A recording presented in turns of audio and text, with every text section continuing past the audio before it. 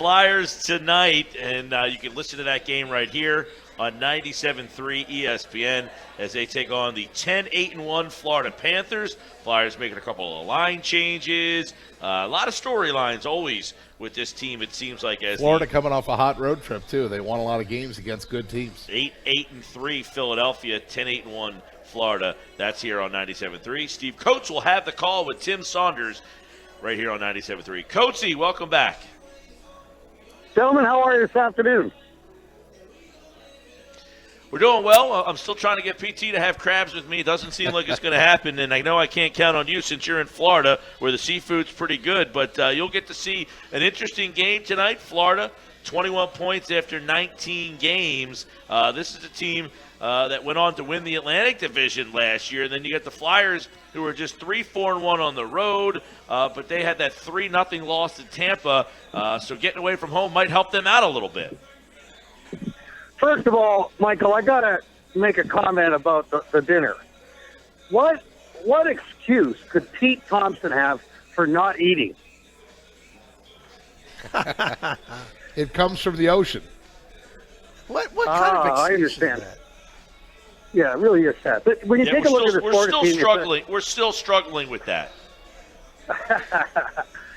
But when you talk about this Florida team, you're talking about a team very strong up the middle. Right, you got Trocheck, you got Barkov, you got Dukestead back in the lineup tonight, who is just an unbelievable center, and Derek McKenzie, who's their captain, and also a guy that is a real quality guy as your fourth-line center. They're very, very strong. They got Yager playing the right side with Barkov, and it's a team that is on the up and up, and they've got two excellent upside offensive defensemen with the addition of Keith Yandel and, of course, Aaron Ekblad, who was a Calder Trophy winner 2 years ago.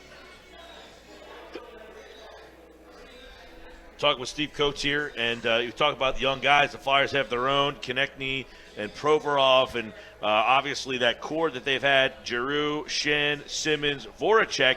You're going to see a little bit of a mix tonight with Schimmer and Voracek flip-flopping, it looks like, here. Well, when you come off a shutout, and it's the first time the Flyers were shut out all year, it's been a year that they've really had a very enjoyable time scoring a lot of goals.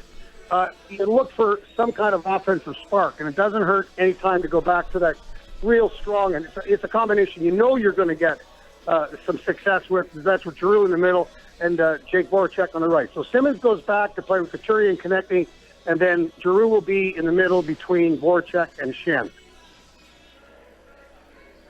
Steve Coates with us, Flyers radio analyst. Now, they've made a change, or it looks like they're going to make a change on defense. Del Zotto out, McDonald in, and McDonald going to play with Ghost, who, by the way, grew up in nearby Margate, Florida, so he certainly will have friends and relatives at the game tonight. How about the defensive changes, and will that help the Flyers?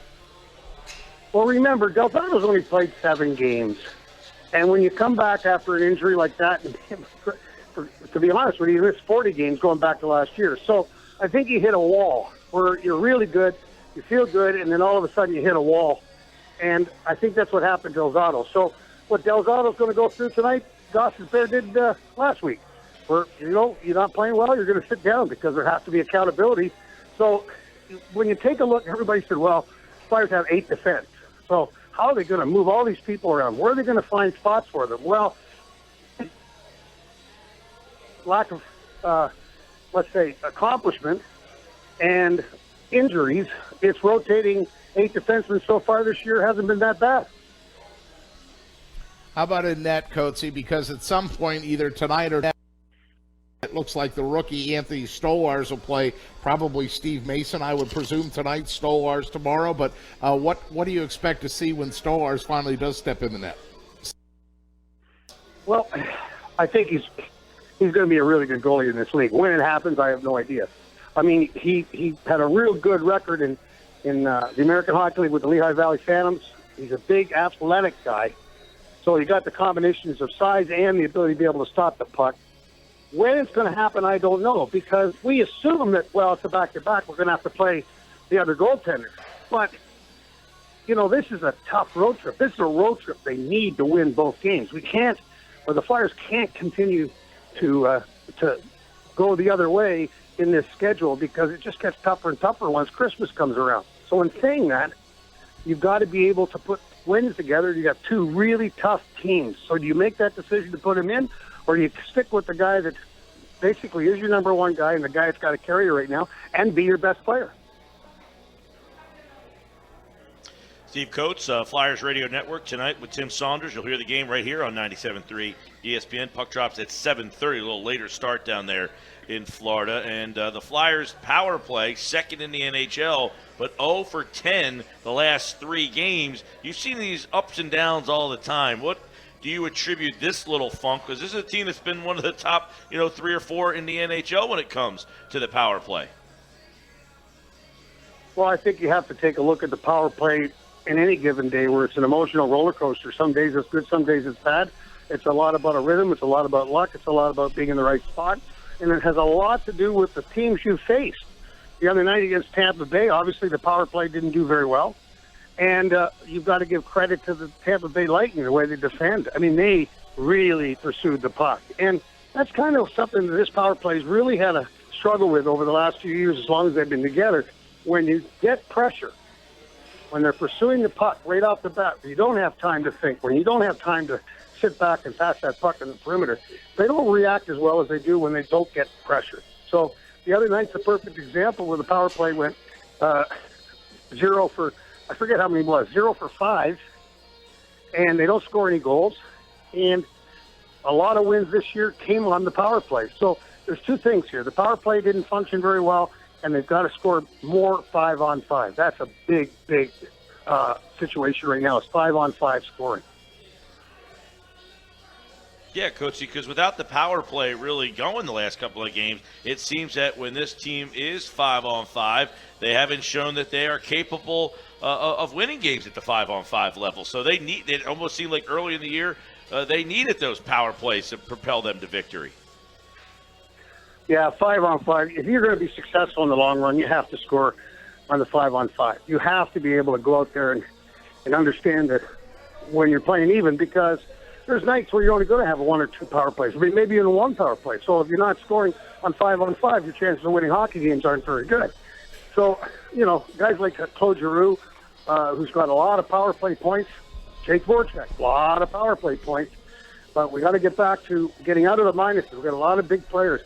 Like our high scores, they're -7, -8, and that's not a good number for your big time players. Steve Coates with us as we preview the Flyers and the Panthers tonight, two teams that, at least in the short runs, appear to be in opposite directions. Flyers have lost 5 of their last 7. The Panthers have won 4 of their last 5. Coatsy, I want to ask you about Dale Weise, 4-year, $9.4 million contract in the summer, but he's still looking for his first goal as a Flyer. Should Flyers fans be concerned that he's not on the score sheet yet? No, it's kind of an interesting circumstance because he wasn't brought in as a goal scorer.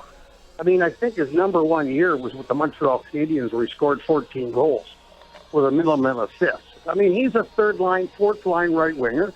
He's brought in to be a gritty guy. He's a big guy. He's not scared to go to the dirty areas in the hockey, on the rink.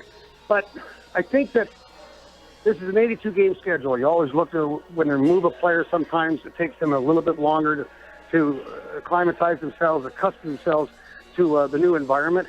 He's not with his 2nd or 3rd team. He's with his 4th team. But still, you'd like to see a little bit more from him. And I think that's just a matter of time. I think it'll change. He's been playing in all different scenarios. He's been on the 1st line, the 2nd line, the 3rd line, the 4th line. Sooner or later, he'll break through. And maybe that's breaking that bubble, especially when you're in a new environment like Philadelphia and not producing. There's probably more pressure on him every game. So I think that'll change. But you certainly can't go home and say, well, we're not getting production out of this guy when he's really not known for production. Flyers with 3 games in 4 days starting tonight. What is a successful trip and return home in those 3 out of 4, 3 games in 4 days in your mind then, Steve Coates? Well, a successful trip, obviously, would be, I'm getting greedy here, but you're talking about 2 wins. That would be the thing to do. If grab 3, I'd be happy. But you've got to win. You've got to have some points. You've got to have points coming out of Florida. Yeah, 7:30 puck drop tonight right here on 97.3 ESPN. And, here we are, 8-8, and I guess some of the guys, Mark Streit said the other day, that 500, unacceptable. Do you look at this team as disappointing so far? He says unacceptable. I don't know. That's a pretty strong word, but do you look at this team and say the play so far has been unacceptable? If I had to take one situation that changed drastically for this hockey club in the first 2 months is the goaltending. I thought the goaltending be the number one asset of this team, with Neuvert and Mason coming off a year that they both were very, very good.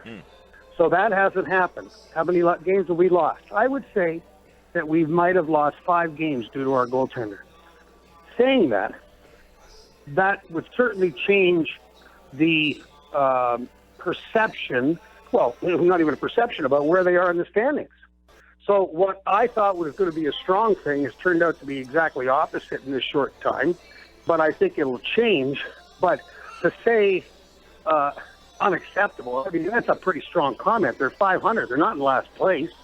It's not like, it's one thing to say disappointment, but unacceptable, I think that's way, way uncalled for. And when you take a look at the hockey team, it's just a matter of time. Sooner or later, everything's going to fire on all cylinders at the same time. Goaltending, defense, and forward. Right now, we haven't had that happen. And to your point on the goaltending, Steve Coates, as a team, Flyers actually last in the NHL with a 3.42 goals against average. But like you said, not winless, 8-8-3, and with an opportunity to pick up some points here in Florida tonight and Tampa Bay tomorrow night. I do, before we let you go, since they're playing Florida, Coatesy, want to ask you about Jaromir Jagr. Does it just baffle you that this guy can continue to play? What's he, 44? He's 44 years old. He should be in the alumni game, and he's still playing in the actual game. Well, Gordie Howe played till 50. Let me see if I was to put all the different ingredients together why Jaromir Jagr is still in the National Hockey League. Obviously, an unbelievable skill. Size, that's 2. Skating ability, not probably as fast as he was, but very strong over his skates. So now he's got the strength over his skates, the size to be able to protect the puck. And fourth is his ability to stay in top shape. He is an absolute animal when it comes to working out. He'll go and work out at 10 o'clock at night. When he was with the Flyers, he would have the key to the locker room to go out and work out at night. So those combinations, on top of obviously hockey sense and hockey smarts, have made him have the ability to be able to stay in the National Hockey League and play on a first line, which is even more amazing. Does he get overlooked sometimes when we talk about great names, when we bring up some of the stars? I mean, I know he might not be the first name in today's NHL, but do you think Jaromir Jagr gets overlooked? Because when Pete brought him up, I was like, first off, you're thinking to yourself, he's still playing? And then you realize not only is he still playing, as you just said, he's still a top-line guy, and he's 44 years old. I feel like maybe he does get overlooked a little bit. Well, I don't know if he gets, he's been around in the last couple of years. A lot of people think, well, like the Flyers being one of them, Boston being one, Devils. Oh, yeah, that can't be it. He can't play anymore. And somebody gave him a crack down here. So does he get overlooked? I don't think so. But I think that when you take a look at his numbers, he's top 10. I mean, actually in top 5 in games played, goals, assists, points. I mean, the history of the league. I mean, he might be in 6th in one of those categories. But, I mean, this guy has had a heck of a career. So, you go out tonight and you say, okay, what's Jaromir Jagr going to do? If he has one goal, that's something that, boy, it's a feather in the cap of the Florida Panthers for giving him an opportunity to do that. He's dangerous, obviously, on the power play every time he's out there. His debut in 1990, 8 Flyers were not born at that time. And, by the way, no spring chicken in net for the Panthers. Roberto Luongo, 37 years old, between the pipes. And, obviously he is a 500 guy when it comes to Philadelphia. So Mason and Luongo most likely tonight. Saunders and Coates on the radio that's locked in. broadcast. Yes, that we know, right here on 97.3 ESPN. Should be a good one. And then, of course, Tampa, so a couple little Florida. And then on Friday, that game with the Rangers, and that game will be on 97.3 ESPN. That's a 1 o'clocker, that traditional Black Friday game. So as you mentioned, Coatsy, 3 pretty intriguing games this week, and you want to see 2 out of 3 for the rest of this week, and that would be a good week for Coatsy. Maybe you'll have some crabs after that. I want 3 out of 3. I'm getting greedy. Well, if you get 3 out of 3, maybe we'll have Thompson eat crabs with us. I'll have a beer with you.